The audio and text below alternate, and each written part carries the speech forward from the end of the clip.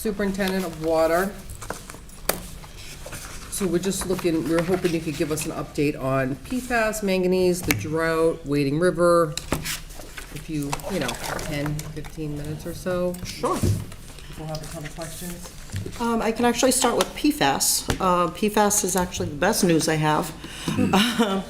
Wading River, we took offline September 19th.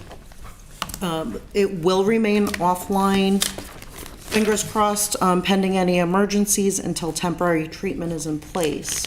We're looking at temporary treatment in place for PFAS and just PFAS only right around the new year. We did run in August and September, probably between 5 and 6 weeks of production. We got about 50 million gallons out of that plant that we would not have gotten, that, kind of saved the watershed for the West Street end of the system. We did pass PFAS for those 2 months. We stayed between 16 and 20 with a quarterly averages of about 18. And again, the quarterly average limit that we're held to right now by Massachusetts standards is 20 parts per trillion. So we did pass. West Street is still passing PFAS, and this is independent of which reservoir we're using. Again, Manchester, we're seeing extremely low numbers. Council did pass a loan order for a PFAS and manganese removal pilot for West Street, and that is due to PFAS levels that we're seeing at Orrs Pond that are borderline on the EPA standard that we're going to have to meet by 2029. So we're trying to get ahead of the game. We're very borderline on those numbers. Again, we have to meet 4 part per trillion for 2 individual compounds, and we're very close. So we want to stay ahead for when that actually does happen. The permanent plant for Wading River, we're submitting plans and specs to DEP this Thursday. We're in final review of specs now. Excuse me. Again, the permanent plant is designed to remove PFAS, manganese, and organics, which lead to THMs out in the system. The last update from the SRF is still 0% interest on the loan for PFAS and anything PFAS related for this plant, and still 13.2% loan forgiveness for PFAS and anything PFAS related. In talking with DEP early this summer, we asked the question, because we're removing manganese and organics as well in the proposed plant, do the costs related to the manganese and organics apply, because they all need to be removed to basically more effectively remove the PFAS? The answer at that time was yes, and we're hoping they stay with that. Permanent plant, again, it will be in DEP review this month. We're hoping to bid and award by the spring and have shovel in the ground by this summer. And we expect completion of the final plant at Wading River by late 2027. And again, the temporary plant we expect online in January, and that will operate until then for PFAS removal only. Should I keep going, or are there questions on PFAS? I have a question. Sure. Now, you seem to be clarifying PFAS only. So are there, on the temporary plant? Yes.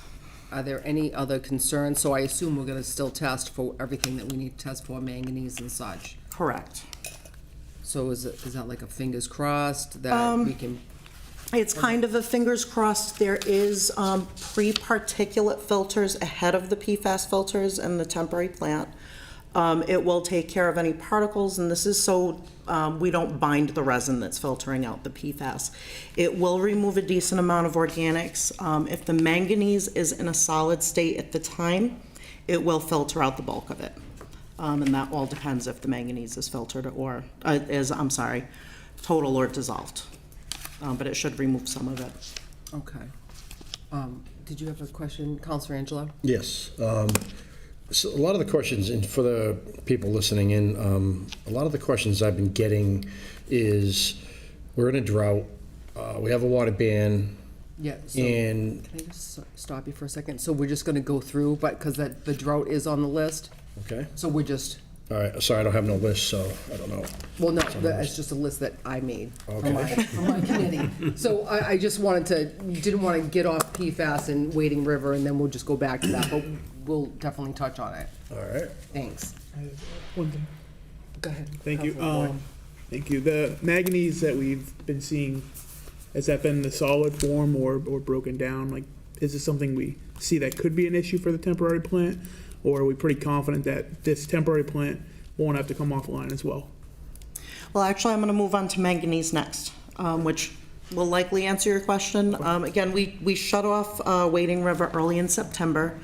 Again, any startup of Wading River, especially after extended time, you do see discoloration in the system, just because the water goes one way for so long. In this point, this case, it was 2 years, and then we're reversing direction from bringing the plant online. So discolored water is expected. Again, we flushed to move it through the system as quickly as possible, and it settles down. The morning of September 19th, we started getting complaints up like Balcom Street, right next to the plant, Bungay Street, right next to the plant. So that was the decision to shut the plant down. You know, those are the areas that should clear up first. It had been 5 to 6 weeks, and they started getting discolored again. Discolored tells you that the manganese is very, very likely in a solid state. If it is dissolved, your water would be basically crystal clear. So it is very likely that it was solid at the time, if that makes sense.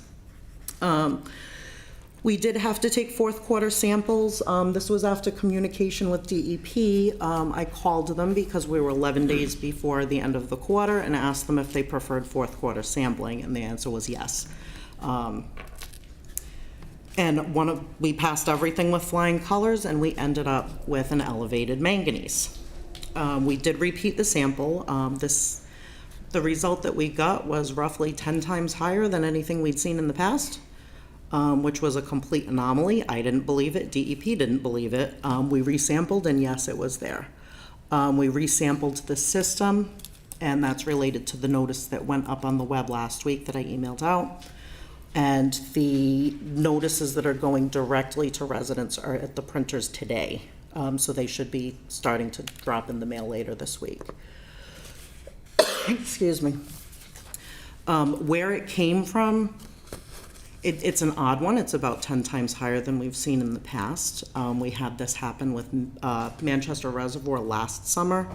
And again, Manchester is historically 0, and I want to say we were between 0.6 and 0.7. Best guess, and this is happening in other departments, is it's the drought flood cycle. It's really kind of making the reservoirs and the water system act in unusual ways. Again, the permanent plant will be set up to take care of this. We have the fill station still open at West Street. It will stay open until further notice. There are some residents using it, and they're still welcome to come. We prefer they come during the day when it's light out, because it is awful dark out there, but if they can't make it, they can come at night. DEP, after the manganese sample, they're requiring, and they started doing this to a couple systems in Southeast region recently, we're not the only ones, they're requiring distribution sampling. And again, the distribution system is filled with water that we've been producing for years that's had manganese going up and down like this from ores. So we may see quarterly notices, we may not, depending on what these sample results show. Wading River, again, permanent plant will handle the manganese. West Street, we have a new ozone system. It's actually ready to bid for construction in the coming weeks. We're getting final bid documents in mid-October, and that should be online in the spring, at which point the water from West Street will essentially be 0 or pretty close on the manganese. So that's where we stand with those. Great. So, as Council Angela was saying, if you could address the drought, the water bans, if you could just, let the people, the public know, why we have a water ban, why it's been so long, so on and so forth. Yep. Also, if I could add to that, was Sure. is the big question I continue getting, I think you might have answered it a little bit, is that, you know, if we're in a drought, why are we shutting down Wading River? And I think you said because of the manganese being solid. And is that the reason? We were starting to see discolored water, and when we took the samples, it was manganese. That is part of it. I'll go through watershed levels a little bit too, but the watershed's low. I mean, everybody's driven by Manchester and Oars, I'm sure, and they're low, well lower than we typically see them. Wading River's been down, at this point, 3 weeks, and it only ran for 5 to 6 weeks this summer. Nothing up there is spilling either. So even to operate both plants, we would be shutting that down because of low levels up there as well. Go ahead. I was gonna say, is there a way of maybe, 'cause, I mean, I don't know any of the, I haven't spoken to any of the councilors, but I know I've been inundated with a lot of calls on why are we shutting down Wading River? And obviously you give us an explanation now, but is there something that we can do on getting some better explanations out to the public, social media, on the city's website, so that people will know this and have a better idea of why it's being shut down in the middle of a drought? Actually, I don't believe, I usually do have Kaylin share to the Facebook page. I actually don't think I did this time. The web notices go up basically instantly as soon as we do things, and we do encourage residents to sign up for them. We have about 3,000 signed up. 10,000 would be a lot better to get the word out. We do direct mail anytime it's required, and even for annual restrictions, we do direct mail, which people tend to pay a bit more attention to. However, it takes us about 3 weeks to get a mailer out. So the web notices and Facebook are certainly more effective in getting the word out. We just need people to sign up. But we've been doing our best to encourage. Yeah, just as long as it's a good explanation so the citizens will understand why we're doing this. Thank you. So, the main reason we shut down Wading River initially was because of PFAS. So, that's the main reason. That's going way back to 2021, Right. yeah. Also, can you maybe touch on, because we have that permit with the state, so when the state has a water ban, we have to abide by that. Can you maybe just touch on that real quick? And Well, believe it or not, Rules well, are? we have our annual restrictions, and that's per our permit. We have about 500,000 gallons a day, total permitted volume, that we have to jump through some hoops with DEP and the state to actually be able to use. can you explain though, like when you talk about the annual restrictions from the state? So can you just? Yeah, part of that permit is DEP makes us mandate some sort of restrictions between May 1st and September 30th each year. We can do 1 day a week, we can do odd even, we can go and measure a stream gauge in East Providence that's downstream from a residential pond, which that's just way out. And if we used that one, basically you measure the stream gauge for low levels. And if it hits a low level for 48 hours, then you have to get notification out, and it's downstream from residential, so that's a nightmare. We choose the 9 to 5 restrictions. In a typical year when it's actually raining, it's least restrictive.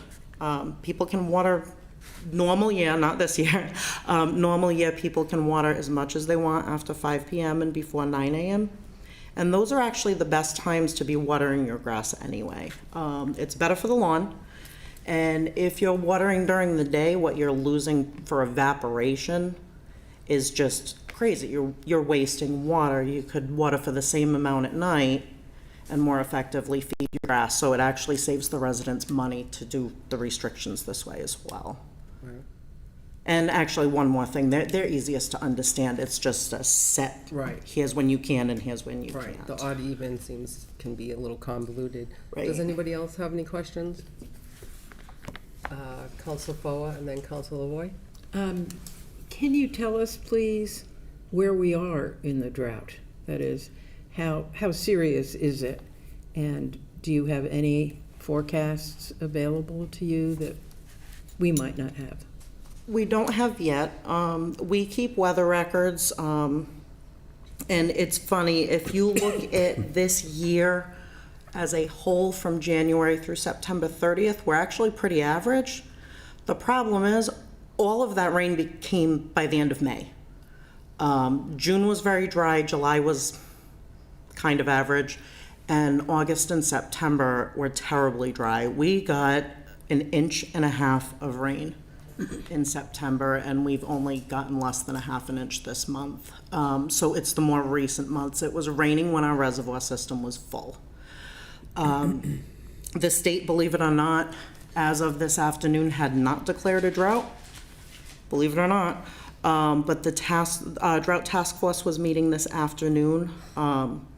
And when they declare a drought in a specific region, they'll usually alert us the next day. But whether or not they have declared a drought, we're seeing one. We actually saw this back in '22, where we started to suffer water levels before the drought was declared. The reason for that is the state takes southeast region with the exception of the Cape and Islands. So it's everybody in our general area, kind of honestly going almost up to Worcester, and they take us all as an average. So if it's not raining here, it could be raining up there, and they average us all together. So it's not always the most representative way that they do it. My thought's always they should be making the region smaller. You weren't here in '22, most of the council was, and I remember coming down here, and there was rain everywhere else, and you could see these thunderstorms come through, and they would split completely around Attleboro, and they're doing it again. The other day, the rainfall everywhere else. I live 2 miles from work, south, and I got home and everything's flooded. My kiddie pool's overflowing. It's a complete mess, and we got less than 1/2 inch of rain in Attleboro. Wow. Council LaVoy? So, Thank you. I just had one comment and one question. The comment was on the ban. It's like the AM to PM. I agree. I think that's the best approach for enforceability, and it's just the right idea as a whole. The question would be, with the temporary plant coming online in January, is the outlook for next year better, or still going to be in this kind of potential for restrictions? Obviously, we have a state demand for further housing and, development potential, downtown development.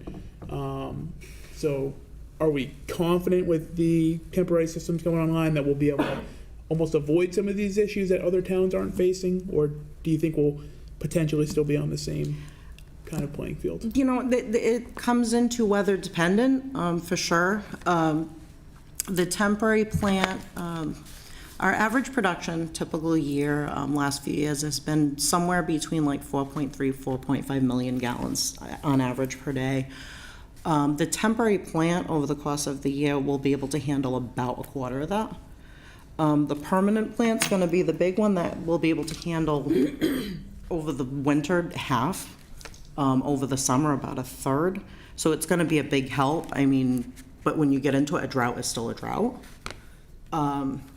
And I don't, well, if building happens, and, I've talked to several counselors about this, in the water world, we prefer it kind of all in one place.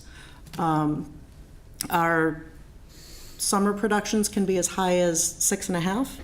Right now, with all the water restrictions, we're at about winter production, which is about 3.7.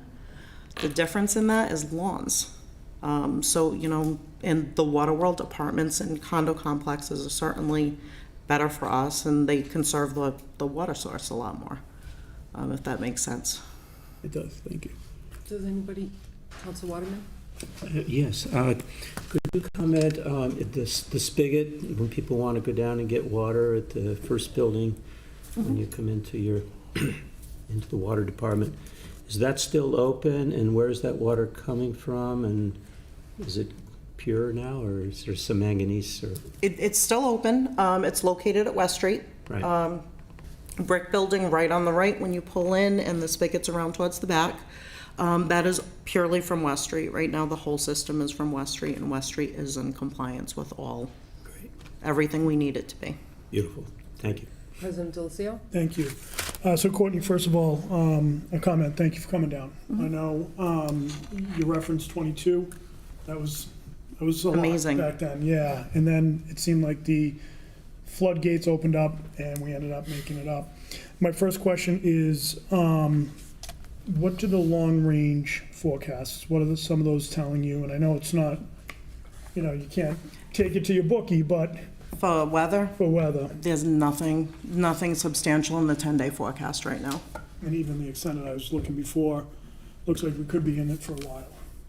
It looks that way, and it's funny because we can kind of usually live and die by the Farmer's Almanac, believe it or not. They're usually pretty accurate, and they predicted, and actually, I mentioned the Drought Task Force earlier, and they do have professional meteorologists on staff and, to give input at these meetings. And in June, they were saying July, August, and September were going to be wet, and it just hasn't happened. All right, if I may. Sure. So, have you seen a lot of violations this summer with the ban? Off the top of my head, I can't give you a count, but we're in the more than several dozen. Okay. We had some repeaters. We have staff when they're out during the day. I don't think we have so many really blatantly watering during the day after the first couple weeks. But we do see them at night. We do have staffs go and do their rounds to, the reservoirs and to the other plant, security checks and things like that. They've been staggering their times, they've been staggering their routes, and they still find people every night, just about. And we do have some nice people that do tell on their neighbors. Well, I think they get it. I think the other thing that I would bring up, and I know that, I think Councilor Angelo talked about the notifications, if there's another way to get the word out there a little more, because that's what we're getting to, and I think a lot of us have the same complaints. And I'll say, if you use social media, there's still a lot of people that don't use social media, so I think that communication would be helpful. The other thing I would say is, I appreciate you coming down. I know we started talking about this last month, about you coming down. I know Council Corbis has reached out to you. We've brought Vice President Dolan in. This can't be easy questions for you to answer. I mean, you don't control the weather, but I think just being able to get the information out to the residents has been helpful, and, wish you all the luck. Yeah, and to parlay on that, if residents would sign up for the text alerts, because I get those all the time, and they're really informational, and they're great to get, so everybody needs to sign up for the text alerts. Is there anything else you wanted to add? Does anybody else have any questions? Councilor Foa? I have a comment, not a question, but there really is no discussion about gray water that's left over when you boil a pot of spaghetti or you take a shower. And I wonder whether it would be helpful, or it's just a drop in the bucket, as it were, to encourage people to use gray water. We do, if you go to our website, we do have suggestions for conservation. We do kind of change them around, and I believe that is still one of them right now. It's funny, we've gone into elementary schools, we've gone to job fairs. We have an easy time educating elementary through high school. We have a really, really hard time luring in adults to actually read any of the materials that we have. We're doing our best. I know in the past, and this is probably pre-COVID, we've had some visits to the library and things like that. But even to get people to attend to things like that, it's kind of hard to attract their attention. I think my world's exciting, a lot of adults don't. Does anybody else have any questions before we close it up? Thank you so much for coming. I really appreciate your time. Thank you. Thank you. Thank you. Thanks, Courtney.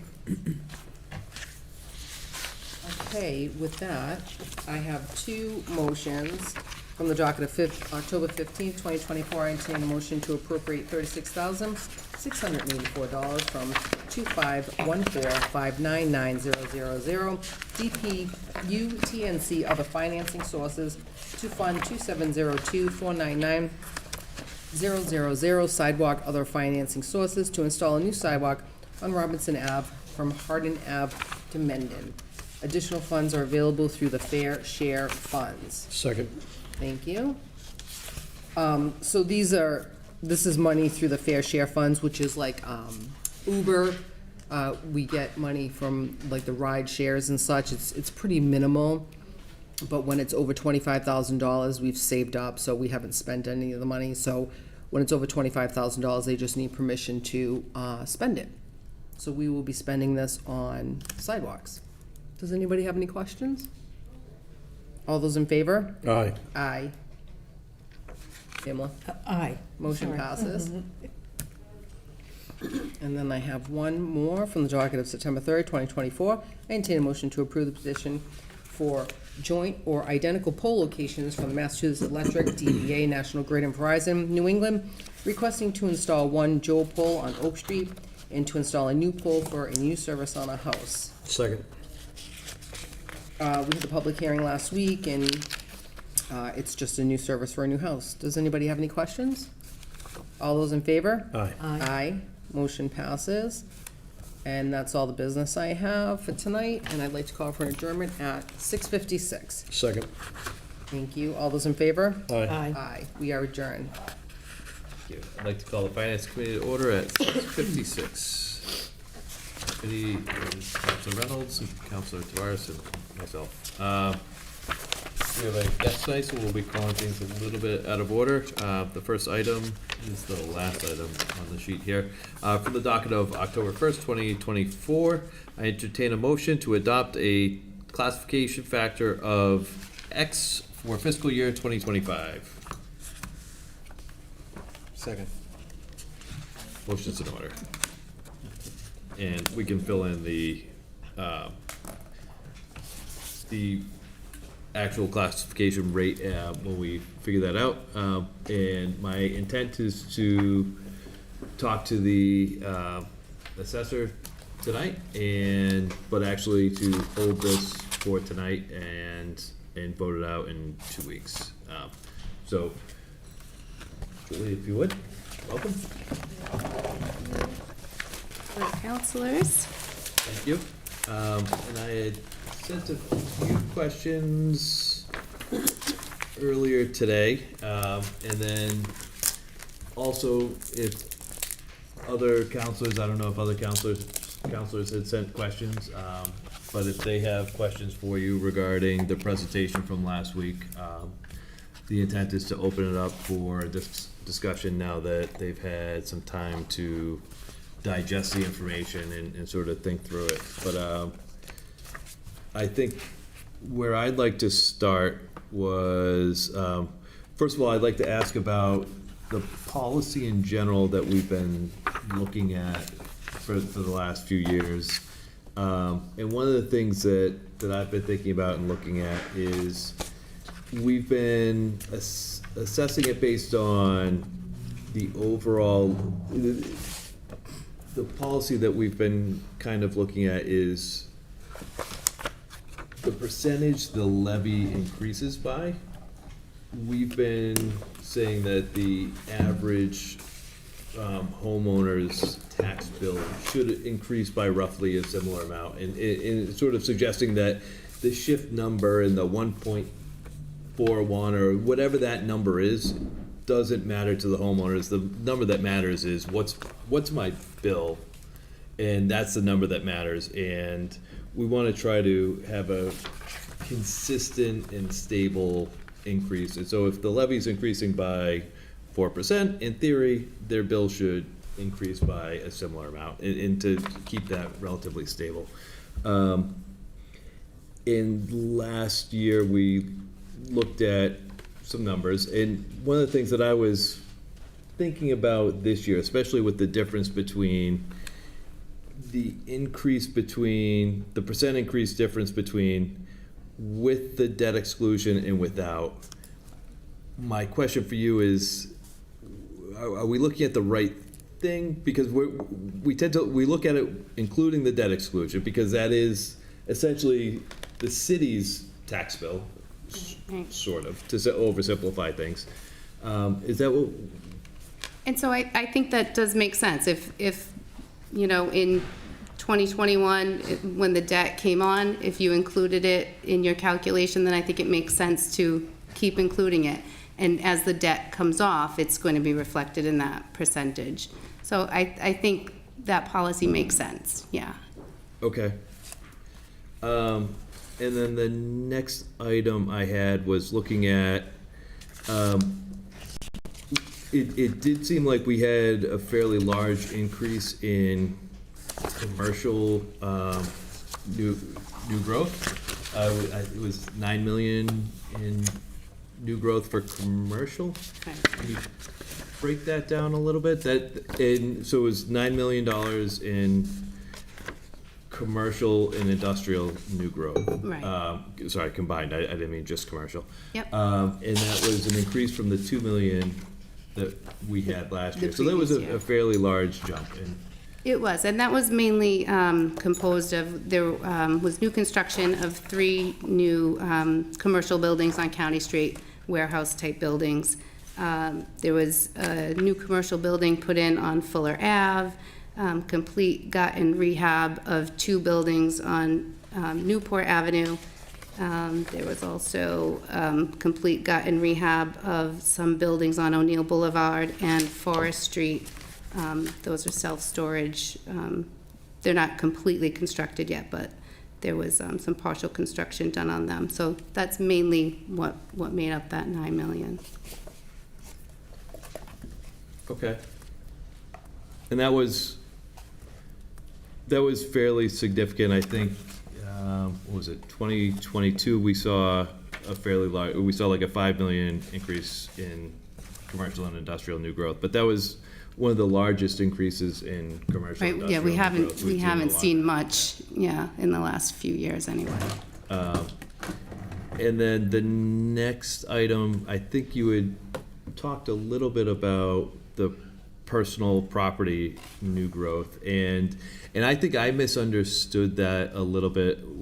It was associating it with solar, but we saw $45 million in personal property new growth, which was an increase over the 33 million that we saw last year.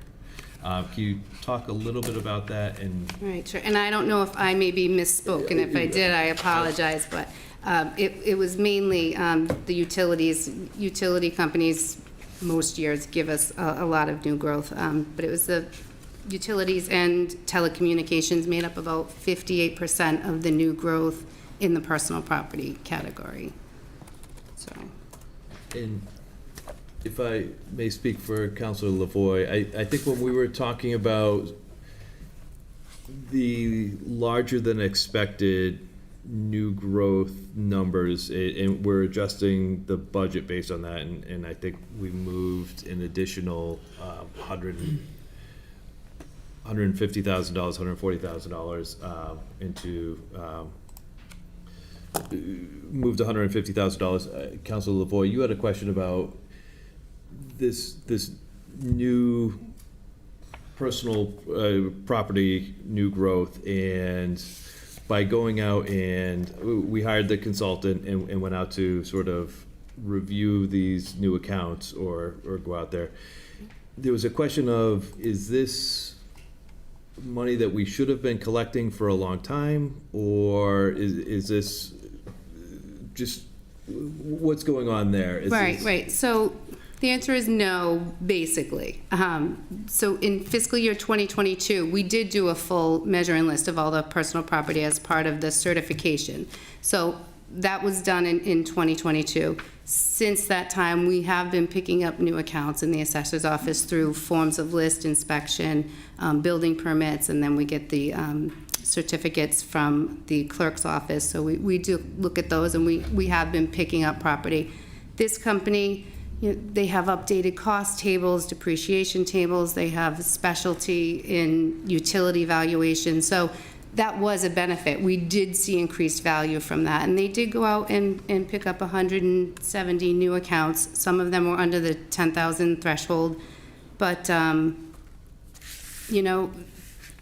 we did see extra growth. Part of the problem, I don't want to say problem, I'm a little bit of a control freak, so it was tough for me to get the estimates because it was all done by an outside consultant. So I had numbers that I knew we were gonna have, and I kept trying to get the numbers from them. So we had the extra personal property growth, if you wanna call it extra. It was above my estimation, which was a good thing, but I didn't have the updated numbers until, you know, the last minute, because they were doing all of the work. Well, and I think, I don't mean to speak for everybody, but I think we would agree that being more conservative is probably a good thing. And that's always Yeah. my MO. I always would rather be conservative and have more, yeah. And before I move on from that question, Councilor LaVoy, did I capture your question accurately? I don't want to, yeah. I think that was more Counselor Oh, was Tavares' it? point, Okay. if I'm correct. Mine was more so, I believe, correct me if I'm wrong, historically, the last few years, we've almost underestimated and overperformed. So I wasn't sure if that was gonna be almost the assumption going forward, is if we seem to always kind of pick up this extra each year, which is great. Extra money not accounted for within the budget's always good. But I wasn't sure if this is a good, I guess, almost anticipation to have going forward, or at some point, will that catch up and we're then gonna be in the negative? Right, yeah, I don't, you should never make the assumption that it's gonna be there. And I'm conservative. When we're estimating for the new growth, the first number I give is in February. So, you know, I'm pulling together the building permits we have on hand at that time, you know, what I know we have for personal property. Things may change. We thought last year that the development over on Pond Street was gonna be almost completed by the end of fiscal year 2024, and it wasn't. So that was a lot of growth that we lost. If I hadn't been conservative, yeah, we might have been under, you know. So I am conservative. You can probably always have that feeling that there's going to be a little more, but yeah. And you don't know from year to year. I mean, there are many developments that are out there. You know, I've seen more building permits rolling in already for this fiscal year. You don't know if that's going to be the same the next year, though. I mean, growth is kind of cyclical, too. It depends upon, you know, a lot of factors. If the interest rates, you know, go back up, that's going to impact the building. So I can't project out 5 years, I guess is what I'm trying to say. And I don't know if that was your question or. I think the question was more, and especially looking at this, so over the last 3 years, it was the raw personal property new growth was 31 million, 33 million, and then 45 million this year. And the question is more, is this 45 million a one-time thing and then we expect it to drop back down, or? And again, you know, Mass Electric is doing a lot with their infrastructure, and they're making improvements. They're doing a lot of more work with the solar. They're putting in a lot more equipment for that capacity. So there's always the potential there. I can't say, you know, that it's going to continue at the same rate it has, but I don't think it's going to decrease significantly over the next couple of years. Okay, and that brings me to the next question. And we just passed the was it the pilot, the payment in lieu of taxes for the solar. And the question is there anything we should be considering with regard to that, with regard to, and that's for the solar that's being built over the landfill, and they're investing a significant amount of money to develop that land. And is there anything we should be considering when thinking about the tax shift? Seeing all of this money being paid in taxes and assuming that some of, in my head, that a lot of the personal property was coming from solar. I recognize that that's not necessarily true now, but is there anything we should be considering with regards to making sure everything is equitable and fair for everyone with regards to that? I don't think that there's any specific consideration. The pilot's just for a little background, pilots are allowed now for solar facilities. There was a change to the clause 45, which is the exemption for solar. It made a lot of the solar taxable, where before it was exempt, but it did allow specifically for pilot agreements with solar companies. So that agreement was made under that. There were significant, what's the word I want? Mitigating factors for that pilot agreement. That company has to put in a lot of extra work because of conservation restrictions. I mean, it is a landfill, so they have to deal with DEP. There's an agreement to pay back taxes on it, tax title. So that was all taken into consideration with that. These pilots, the law may be changing, but these pilots are not new growth. They're not added to the levy. They're revenue to the general fund. So they're not subject to any of the levy limits or anything like that. We do have another big development over on Richardson Ave that's either going to be taxable next year. It's taxable unless they approach us for a pilot and we come to an agreement for one. So it's either going to be taxed on the rolls or there'll be a pilot for that one as well. But I don't know if there's any significant consideration to be made for that in terms of fairness. You know, the personal property, we did see a lot of personal property growth, but I think 3 of the top 10 taxpayers are utilities. You know, they're paying a lot of the tax revenue to the city too.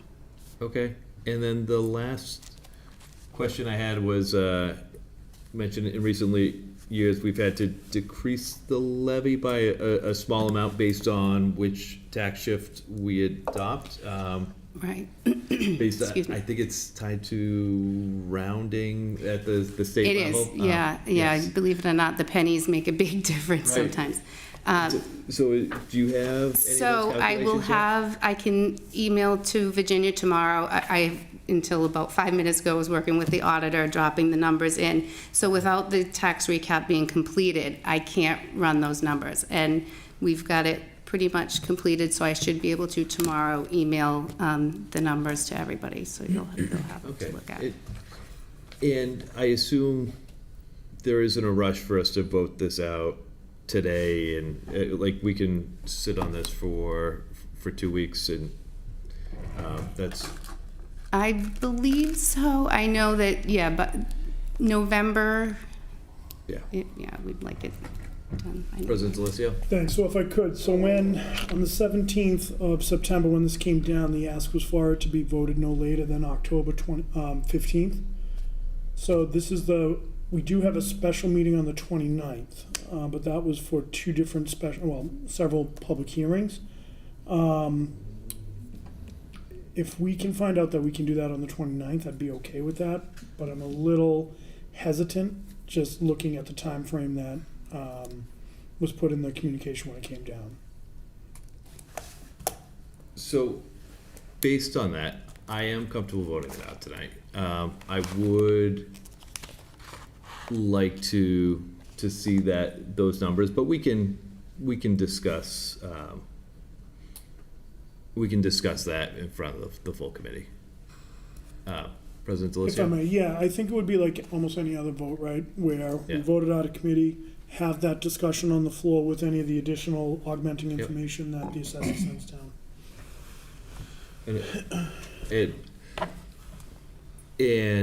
But I'm okay with discussing this with the committee, if anyone on the committee wants to wait and vote it out next week.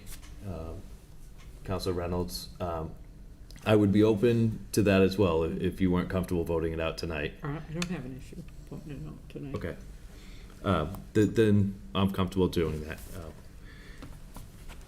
And then, so you'll get those, the small changes.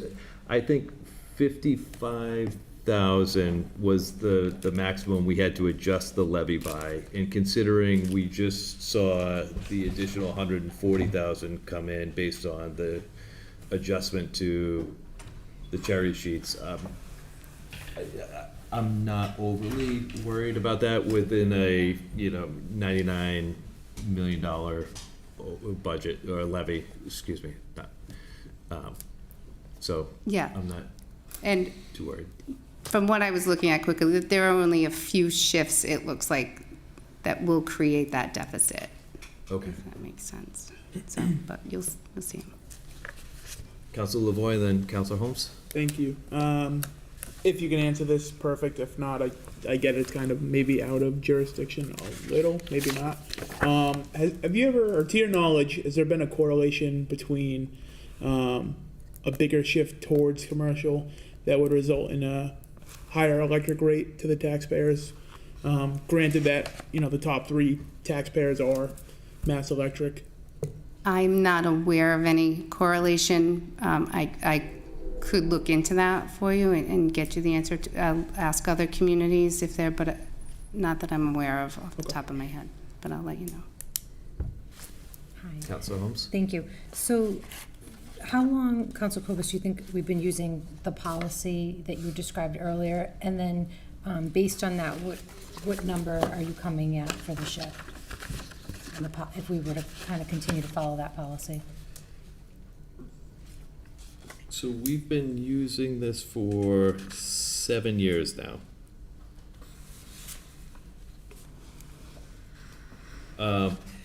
And based on the policy, the shift number that we would be looking at would be and we can get into that more, but just to answer your question now, would be 1.39. And so that would be moving us from 1.41 down to 1.39. And that's based on the overall levy has increased by 3.46, and the overall levy is increased by 3.46, and a tax shift number of 1.39 would overall increase the average homeowner's bill by roughly the same amount. Thank you. Does anyone else have questions for Councilor Tavares? So Julie, just a quick question here on new growth, and I may have missed it, so feel free to point me to the right spot. But this is in regards to the question that I had asked last week about the growth of personal property. So helpful to have that context that utilities, telecommunications make up most of that growth. So I'm seeing here historically the residential new growth values, which is helpful. Is there a similar table with new growth of personal property over those years? I didn't see it. I could probably create one for you. This I pulled off of the DLS website, but I can tease that out and pull that together for you. And the reason I ask is not to dissect this to death, but really just out of curiosity, whether that number is sort of in line with, let's say, for example, the last 5 years, like on average growth. And so I understand with, maybe having a different way of managing the actual on-site assessment of this property. Maybe we had a jump in the past year, but outside of that, the other, let's say 3 or 4 years prior to this year, is that sort of in line with generally what we typically see, or? It's been pretty consistent for the last few years, like I said, with all the work that they're doing with regards to the infrastructure. And I'm trying to think of the program that the state is running, and they're looking out to 2030 for all of these improvements to be completed to 2030. So for the last several years, it has been pretty consistent, maybe not as high. Telecommunications, that was higher probably 2 years ago, but I can pull it together for you and get you the numbers. Appreciate it. Councilor Tavares, can you repeat the question again? Yeah, so really Property? the question was, and I think Julie answered it, is really the consistency of the growth in personal property. And I just kind of threw out 5-year window. I mean, I think that's probably realistic to look at. I mean, this is helpful, this table here that shows residential new growth, I mean, going up, since 2011, but really for me, I'm kind of just looking at the last several years to kind of see what. 30. And so, because I recognize that you don't have your computer in front of you, but I do, so if you don't mind. Thank you. So in 2020, it was 11 million, and then 21, it was 14 million. 22 was 24 million. 23 was 31 million. 24 was 33 million, and then this year it jumped to 45 million. So that was, and we have a spreadsheet that goes all the way back to 2003, but you can share that. It's all available on Mass DOR. But so it has been increasing fairly rapidly recently, Right. at least since 2020. Yes, and the Department of Revenue also changed the way the valuations are done. So it used to just be net book value as reported by the utilities, and now it's a 50-50 blend. So that is a higher value that it gives you, which you pick up the growth based on the value that's there. So that change, I think, did also, is reflected in that number. Right. So it increased from 11 million to 45 this year, from 2020 to 2025. Sorry, thank you. Councilor Dolan. Thanks. When you say the 50-50 blend, that's because we're not just relying on them to tell us. Exactly. We're actually following up. So I think that could be significant, since we're looking at this high growth this year. When they started the 50-50 blend, it went up considerably for obvious reasons, right? Right. I'm sorry, Go ahead, no. but there's also talk that the Department of Revenue may take over, they may become centralized values, like they do with telephone companies, so that's a potential too. What year did that start, the 50-50 blend? Do you know? Was it roughly 22? I think it was 21. 21? No, 22, I'm sorry, you're right, Okay, 22. And that was the 22. year that we saw the first big jump to, Yes, yeah. that makes sense. Thank you. Any other questions for the assessor? President Not a Delicio. question for the assessor, but I did have the opportunity to speak with the auditor. So 15th was the targeted goal line to get this completed.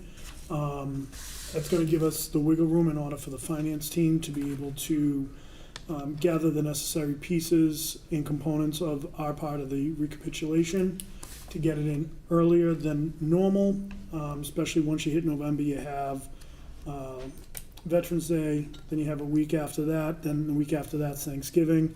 So just to ensure that we get it done, we have that wiggle room. If anything comes back, we have time to react. I don't have any concerns, President Delicio. Thank you. I just wanted to give that clarification. Sounds good. Thank you, Julie. If you don't mind hanging out for a few in case any additional questions come up, but Sure. if there aren't any more questions, thank you. Okay, thank you. Um, Yeah. Thank you. So with that said, I'm going to make a motion to amend this to set the rate to vote it out of committee. And this is just a starting point to vote it out of committee at.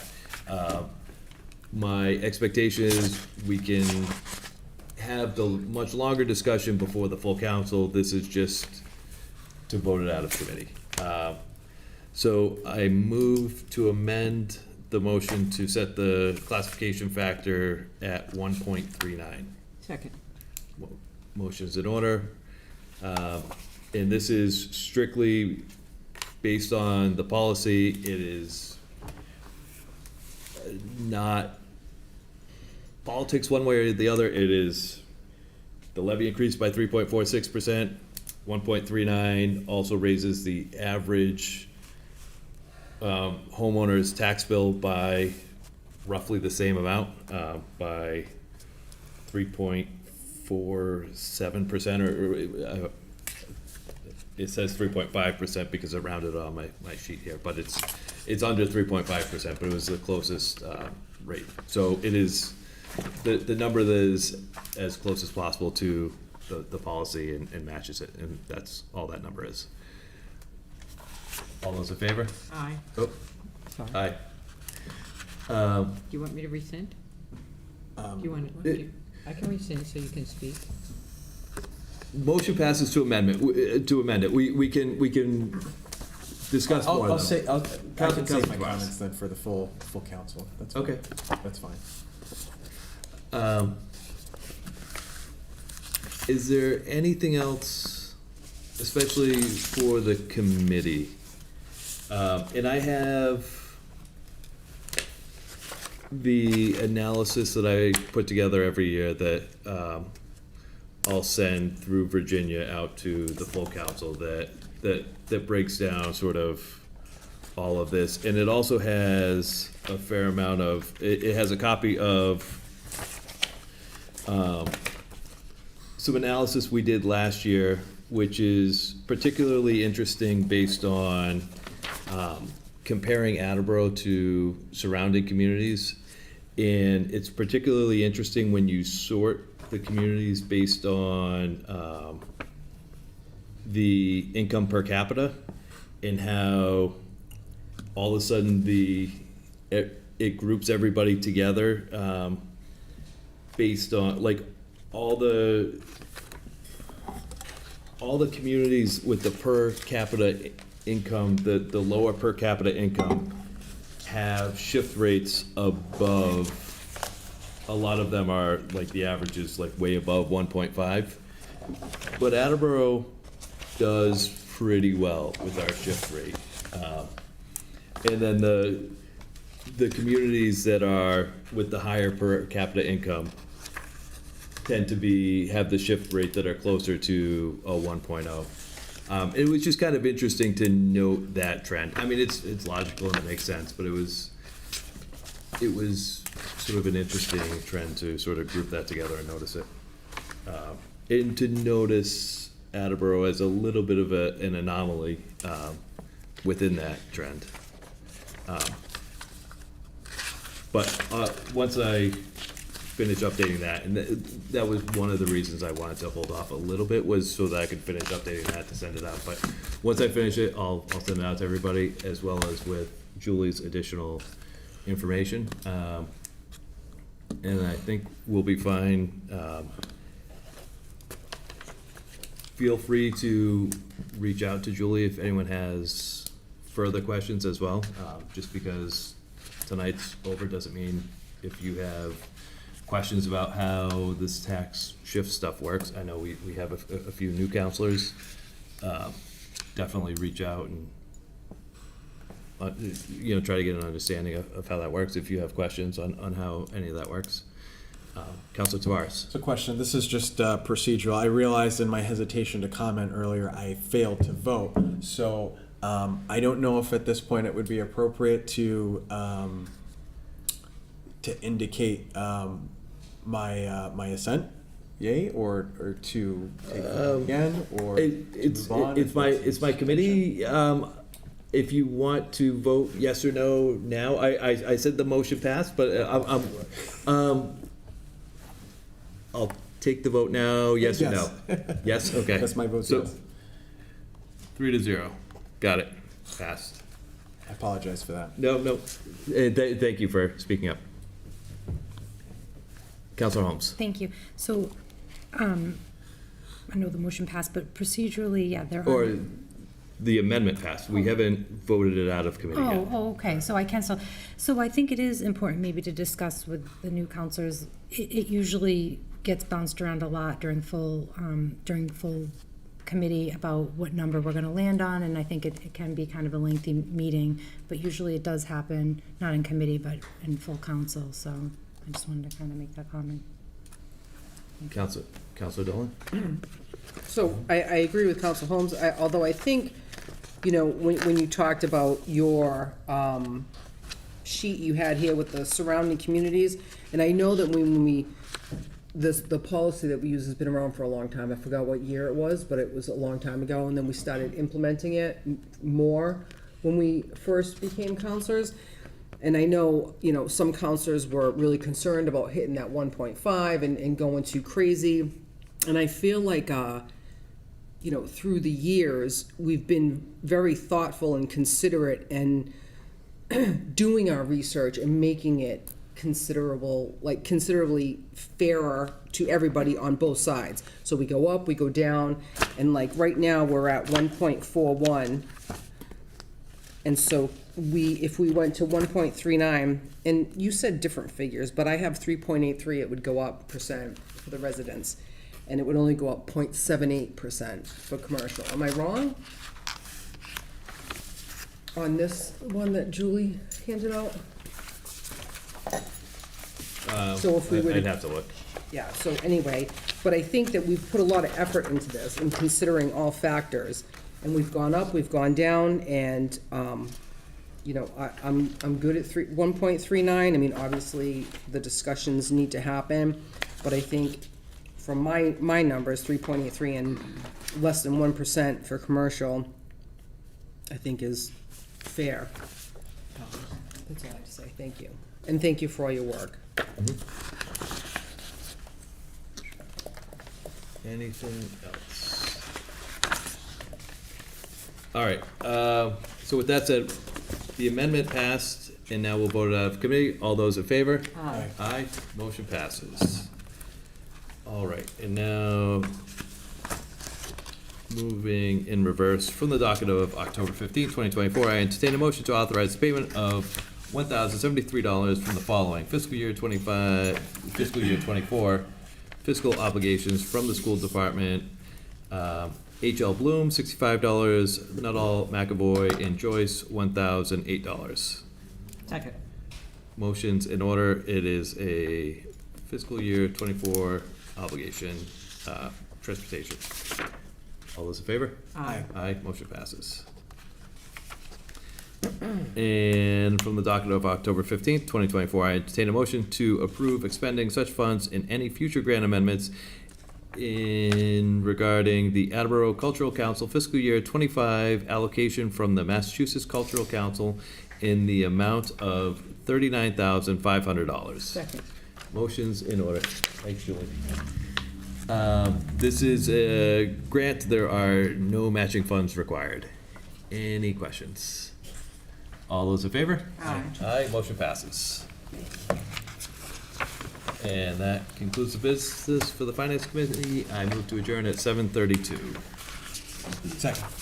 All those in favor? Aye. Aye, we are adjourned at 7:32. The IT and Infrastructure Committee meeting for this evening is canceled.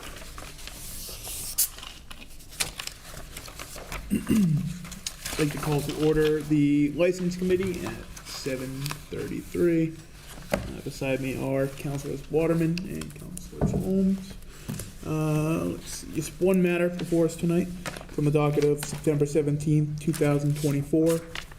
I entertain a motion to strike the following: to approve the request for keeping a stand in a public place application from Christopher Schultz on the behalf of Jewelry City Steampunk Festival to host at the Lloyd G. Balfour Riverwalk Park on October 5th and 6th from 10 a.m. to 4 p.m. Second.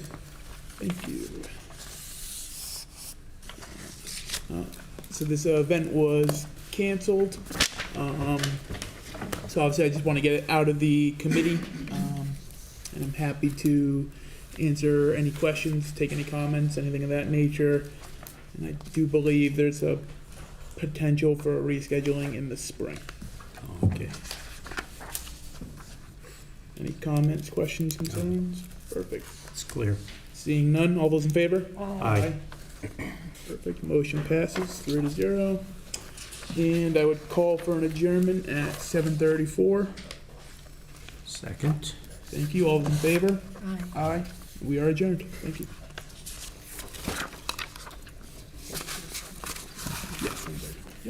I'd like to call City Property and Claims Committee to order at 7:34.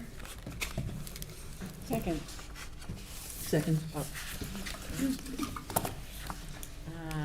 And I have several. One. I'm a little confused about one of them here. Hang on.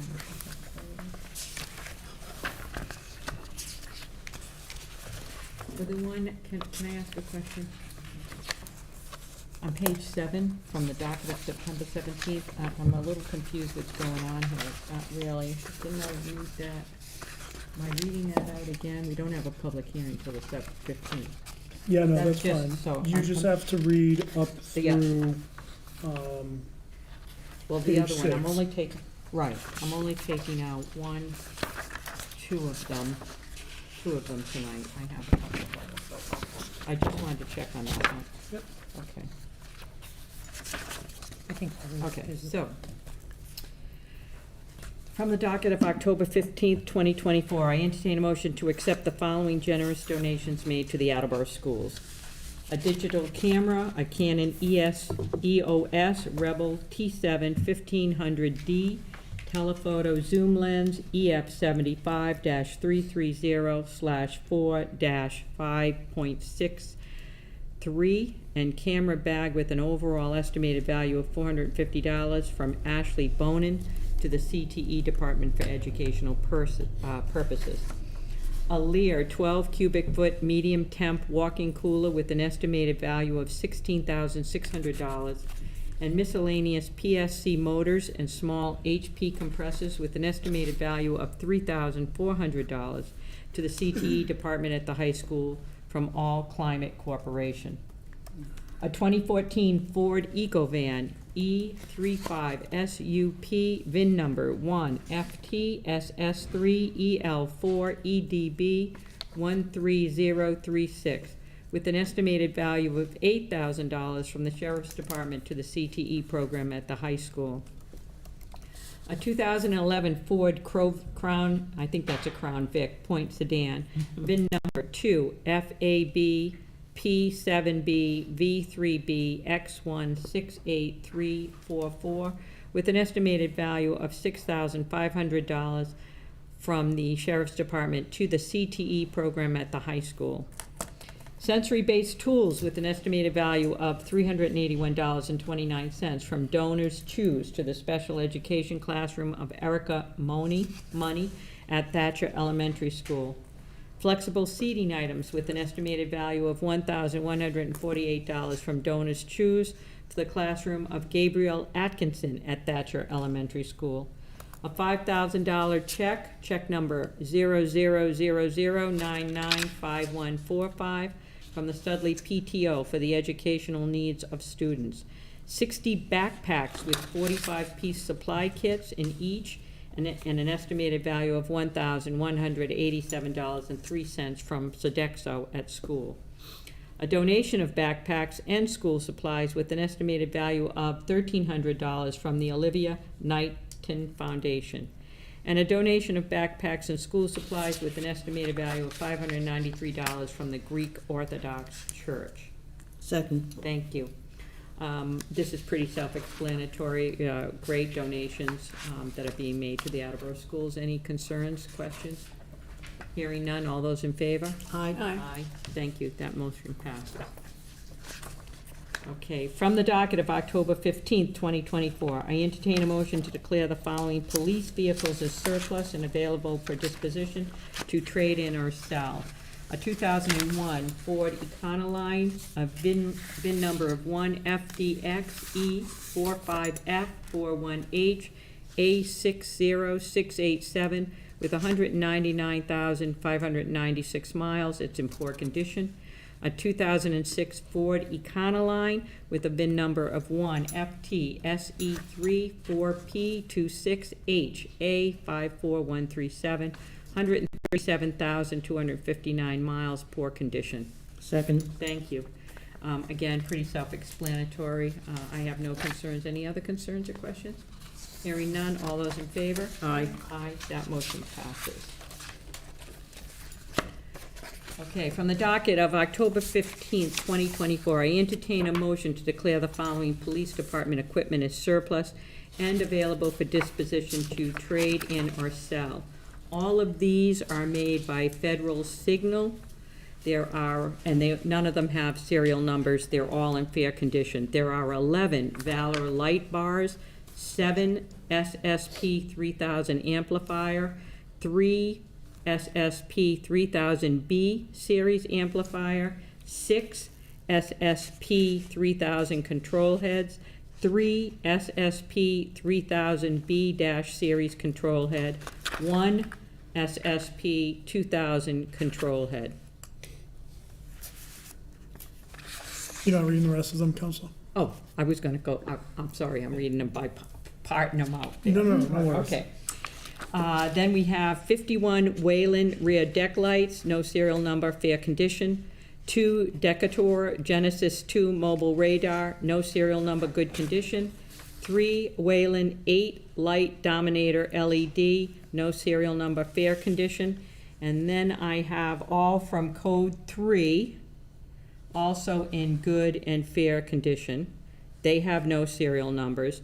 1 Model XT404 light, 2 Wingman TC windshield visor lights, 2 Supervisor windshield visor lights, 1 Supervisor MC windshield visor light, 1 Supervisor U windshield visor light. Then I have from Wayland 11 Liberty light bars.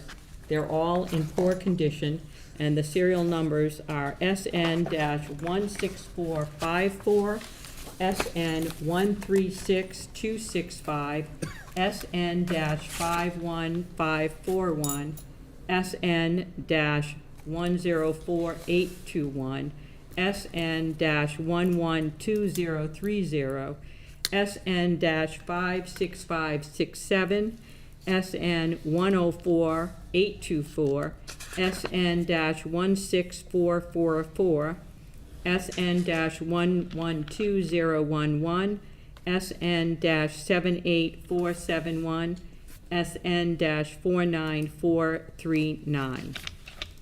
Then I have 2 Federal Signal Legend light bars, no serial number, fair condition.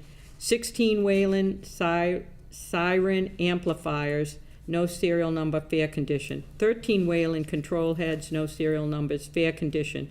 26 code 3 Hydroblast, no serial number, good condition. 5 Satina 2013-2015 crash bars, no serial numbers, fair condition. 10 Harvest hold down brackets, no serial number, good condition. 10 Hint computer stanchions, no serial numbers, good condition. 15 Gamber Johnson armrest printer brackets, no serial number, good condition. And 5 ProGuard rifle racks, no serial numbers, fair condition. Second. Thank you. And again, I think these are, pretty self-explanatory. I have no further questions. Anyone else have any concerns, questions? Hearing none, all those in favor? Aye. Thank you. And that motion passes, and the rest I am holding.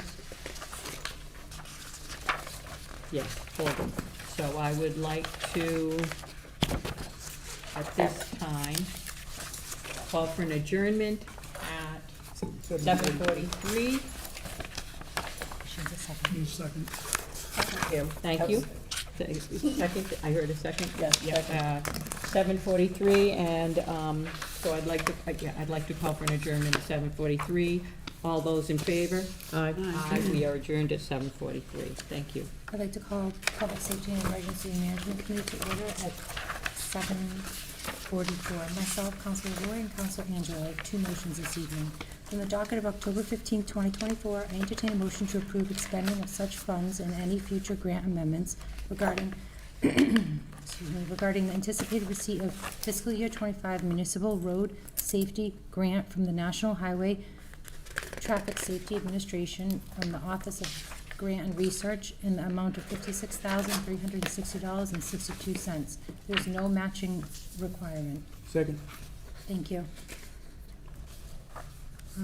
It's just a grant we're receiving. I think that that's pretty encouraging. It's actually to help with, it's related to pedestrian safety. I did receive a letter for the backup information, so I think that that's encouraging to hear. Any other comments or questions? All those in favor? Aye. Opposed? The motion passes. On the docket of September 3rd, 2024, I entertain a motion to approve the following loan order. Orders that $2,500,000 be appropriated for the cost of purchasing and equipping a ladder truck, that to meet this appropriation, the treasurer, with the approval of the mayor, is authorized to borrow $2,500,000 under section 7.1 of chapter 44 of the general laws or any other enabling authority, and issue the bonds or notes of the city therefore, and that the mayor is authorized to take any other action necessary to carry out this project. Second. Thank you. So we heard about the timeline for this to occur, and also heard from the chief about the importance of this happening. One of the things he didn't mention last week, which we had a private conversation about, is that a lot of the trucks are so outdated that they don't even make replacement parts. So it is important that we that we appropriate this money and move forward and have a system in place. I know that Councilor Conti was kind of on to, a while ago, us having a way of knowing when we would need a new truck and having some sort of system, and I don't know how far we've made it with that, with the Capital Improvement Committee, but this is kind of a no-brainer in my view. I don't know if anybody else has any comments or questions. Councilor Boyd? Definitely support this, of course. I think it's a good financial decision as well, because we're spending a ton of money repairing the current ladder truck as it is, and it was offline for, I believe, almost a year, maybe even over a year. Again, waiting on parts just to put a ton of money into fixing it. So with the delay as well, I think it's very wise. And touching on the point you made as well, and I remember during the core, the chief mentioned that he advocated to the previous administration for, X amount of money being allotted per budget to sort of get into the rotation of getting new trucks in before this becomes an issue like it's already becoming, with some trucks, not being able to technically be in service, but they're in service. So, maybe that's something this committee sends up just as a, resolution or something along that lines. But I really think that we need to start getting into better habits with the equipment for the fire department. I know Chief Agnew does a great job with the police department with rotating in cruisers, getting them off the road for a bit to kind of keep them where they should be. And I think it's time that, this city gets more in line for the fire department on that approach. Especially where we hear about, time issues, and, we have to have better measures in place, I think. So hopefully with you as the chair, we can maybe even come up with something and put that to the administration. Thank you. Thank you. Yes, I agree. Any other comments or questions? Councilor Holmes? Oh, yes, I'm Real sorry. quick. So, thank you, and I think this is important on a couple different levels, as Councilor Lavoy and Councilor Holmes have stated. The fire department's also regulated by a lot of mandates from a state and federal level. Their equipment becomes obsolete quick. The chief talked a lot about it, seconds counting, and this is a situation where we have a city that's growing, we have the calls that are growing exponentially, and, what did you say, Diana? This was gonna be 2 years before the truck comes in, 3 years? It was 5 years, yeah, 5 years, I think. So, and that's without any other supply chain issues, that's without a longshoreman strike. So, I agree, Nick. I think a few years ago I introduced business for the city to take a look at a vehicle replacement program across the board, because we need to be able to plan for these. And yes, Chief Hegney does a great job with, I believe it's 16 hours off on the road, 8 hours off. A lot of municipalities will run their police cruisers 24/7. That means they're replacing them every year. I think that there's a difference between a cruiser, which is generally about 300,000, versus a 2.5 fire engine, but we have to be able to plan accordingly. I agree. Thank you. Yeah, I completely agree with that. Any other comments or questions? Hearing none, all those in favor? Aye. Opposed? The motion passes. This concludes his business this evening, and I'll call for an adjournment Second. at 7:49. All those in favor? Aye. We are adjourned at 7:49. Thank you. Personnel, Veterans and Services Committee is canceled for tonight. Call for a meeting at the next appropriate time.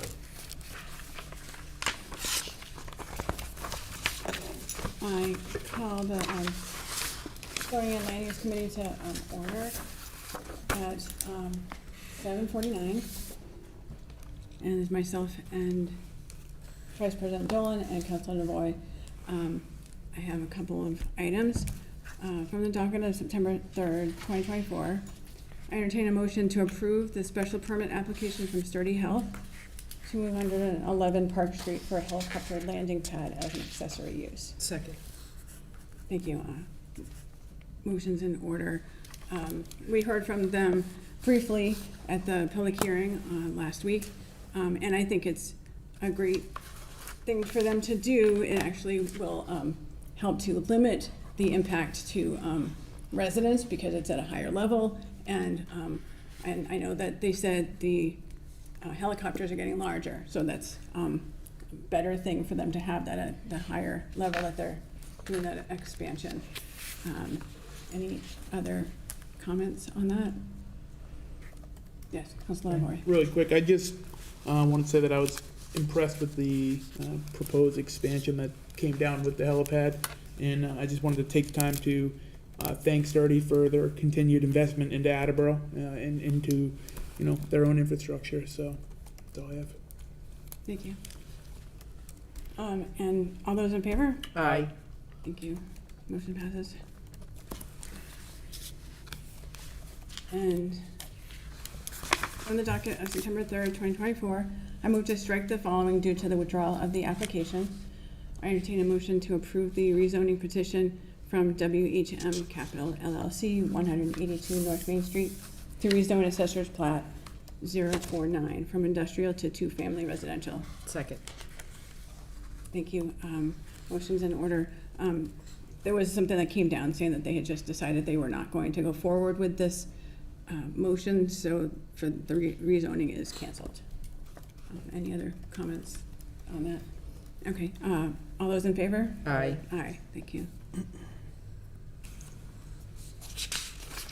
And I had one other that was added to my committee, and it was for from the docket of October 15th, 2024, I entertain a motion to hold a joint public hearing with the planning board at the special meeting on October 29th, 2024, regarding MGL 40A S.3A Rapid Transit Zoning Ordinance Amendment. Second. Thank you. This was just to hold another public hearing on that date, October 29th. I don't have any other information on it, except that that's what we were told to have. Yes, please. Thank you. So this was a request that came down through the city planner to talk about some of the changes to Mass General Law 40A. There is a time constraint, which is why I asked if we could do it on the special meeting in order to get things wrapped up by the end of the year, which this will fall a little bit in line with the comments that I'd made prior to the public hearing last week regarding some of the changes that we'll see to 40, MGL 40 as they come down the road. Thank you. All in favor? Aye. Thank you, motion passes. And that concludes the business for the Zoning and Land Use Committee, and we can adjourn at 7:53. Thank you. All in favor? Aye. Thank you. We are adjourned. The Transportation and Traffic Committee is canceled this evening. We will meet at the next appropriate time. I call ordinances, elections, and legislative matters to order at 7:53. Members of my committee include myself, Councilor Holmes, and Councilor Cobus. From the docket of February 6, 2024, I move to strike the motion to amend the revised ordinances of the City of Attleboro by adding section 2-22 entitled Diversity Commission. Second. Thank you. Motion is in order. So in light of the new business of the proposed community engagement committee inside of ordinances, I'd like to strike this proposal as we look at the new proposed community engagement committee. in the coming weeks. We've discussed this particular business at length, and I recall two lengthy conversations. So if there's anything to add at this point, feel free, any members of the committee or anyone else on the council. If there's any other questions, comments? Councilor LeBlanc? Thank you. I mean, it makes sense based upon the new business to strike that. I just wanted to comment that I won't support the new business as well. Just that we already pay someone to do what's defined in the scope of the new business, so that concludes my comments, but I do support the strike. Any further comments? All those in favor? Aye. Motion passes. That concludes the business of ordinances, elections, and legislative matters. I move to adjourn at 7:55. Second. Thank you. All those in favor? Aye. Aye, we are adjourned at 7:55. Council DeVars, you want to cancel tax abatement? Yes, please. Committee on Tax Abatement Reviews canceled for this evening. Council. Special Committee on Classification Compensation is canceled for this evening and call for a meeting at the next appropriate time. And the Special Committee on Rules and Procedures is canceled for this evening as well. That's it.